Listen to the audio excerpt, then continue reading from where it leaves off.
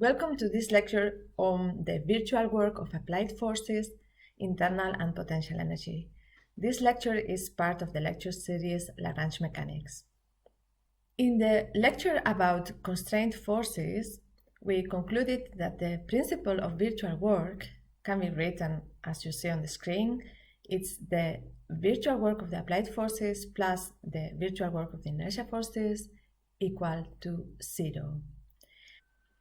The virtual work of the applied forces is the sum of the virtual work of all applied forces working on the system.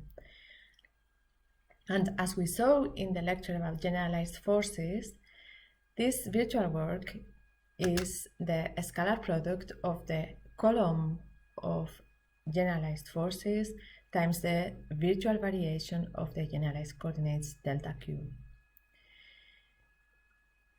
These applied forces can be split in two groups of forces, internal forces and external forces. And we can do this for the Cartesian forces and for the generalized forces as well.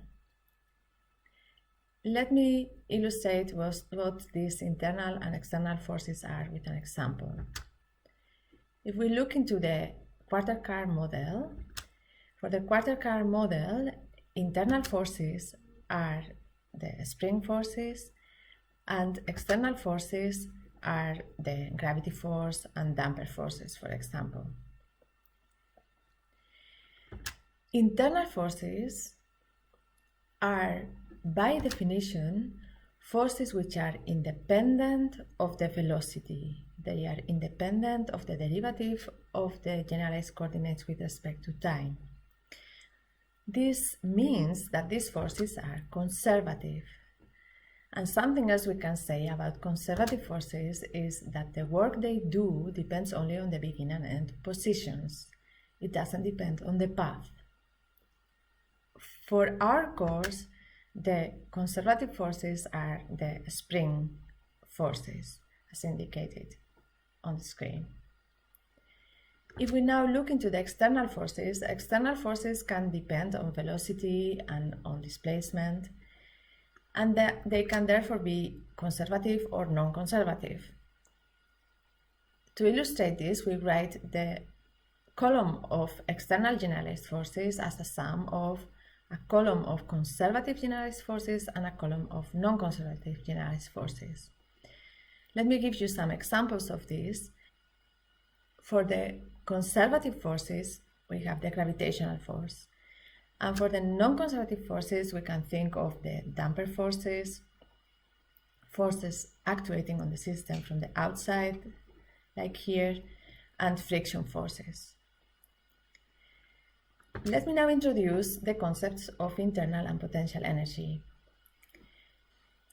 The fact that the internal forces are conservative means that we can define a function, an energy function we call internal energy, U in, which is related to the internal generalized forces in the following way.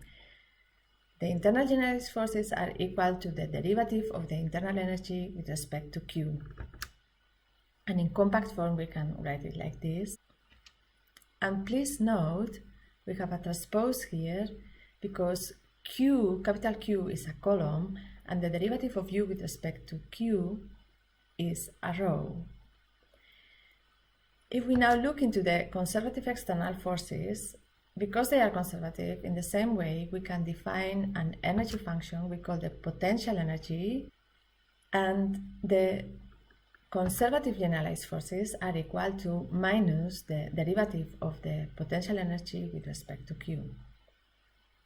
Let me now give you two simple examples of internal energy and potential energy. If we consider a linear spring, for the model we see on the screen, we have a block, a mass, connected to the fixed world with a spring. X gives us the position of the block, and this X is then our generalized coordinate Q. Then we can rewrite this relationship as follows. The force in the spring is equal to minus the derivative of U with respect to X. From here, we can write that the internal energy is equal to minus the integral of the force times dx. And the limits of this integral are the position x0 where the spring is at rest, so the force in the spring is 0, and x is the position of the block at any point in time. As we know, for a linear spring, the spring force is the spring constant times x minus x0, and the negative sign accounts for the fact that the force points in the negative x direction. Combining these two expressions, we find the following integral, and if we solve it, we find the result. We know that the internal energy of a linear spring is 1/2 of k x minus x0 squared. Let us now look into the potential energy of gravitational forces. Again, we take a simple example. We have this block at a distance y from the ground, and this y is our generalized coordinate. Then we can write this relationship as the force, the gravity force, is minus the derivative of the potential energy with respect to y. As we did before, this means that we can say that the potential energy is equal to minus the integral of the force times dy. In this case, the limits of the integral are y0, which is the original position of the block, and y is the position of the block at any point in time. The gravitational force, as we know, is mg, and the negative sign accounts for the fact that the force points in the negative y direction. Combining these two expressions, we find again an integral expression we can solve to find the result. We all know that the potential energy is equal to mg y minus y0, or in other words, mgy plus a constant. It is convenient to choose the origin of our reference system such that y0 is 0, and this constant is therefore 0, which brings us to the result that the potential energy is simply mgy. But remember, this depends on where you choose your 0 position. Let me summarize what we have seen up to now. We've seen that applied forces can be separated into internal forces and external forces. Internal forces are by definition conservative forces, and for us these forces are simply the elastic elements in the system, and they can be related to an internal energy function. For the external forces, we have conservative forces, which for us are the gravitational forces, and they can be related to a potential energy function. And these two energy functions together are the total potential energy of the system.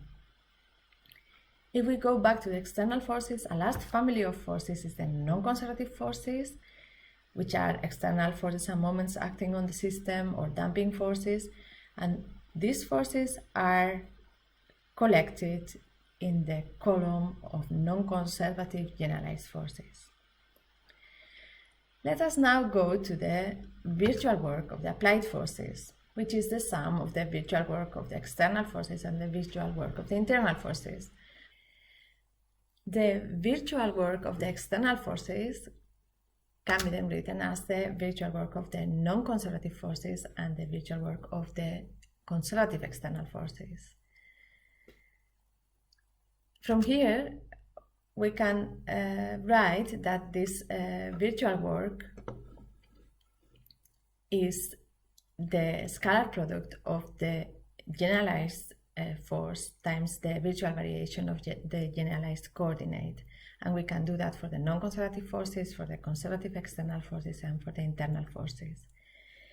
If we now recall that the internal generalized forces and the conservative external generalized forces are related to the internal energy and the potential energy, we can substitute that into the expressions and obtain that the virtual work of the applied forces has three components: the work coming from the non-conservative generalized forces, from the potential energy, and from the internal energy.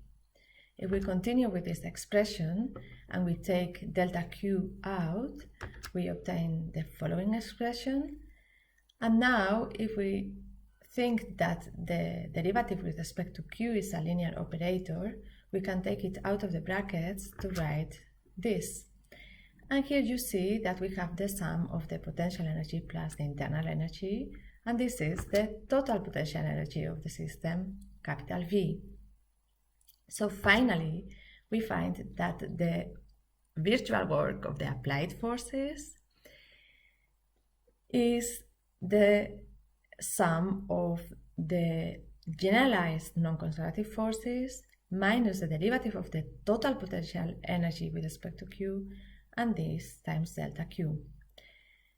The result of this operation is a scalar, so this means Q and C transposed is a row with n elements, with n the number of degrees of freedom. V to Q is a row as well, and delta Q is a column.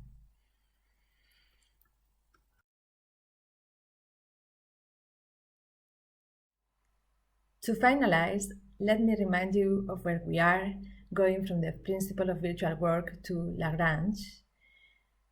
The principle of virtual work, as you see on the screen, says that the virtual work of the inertia forces plus the virtual work of the applied forces is 0.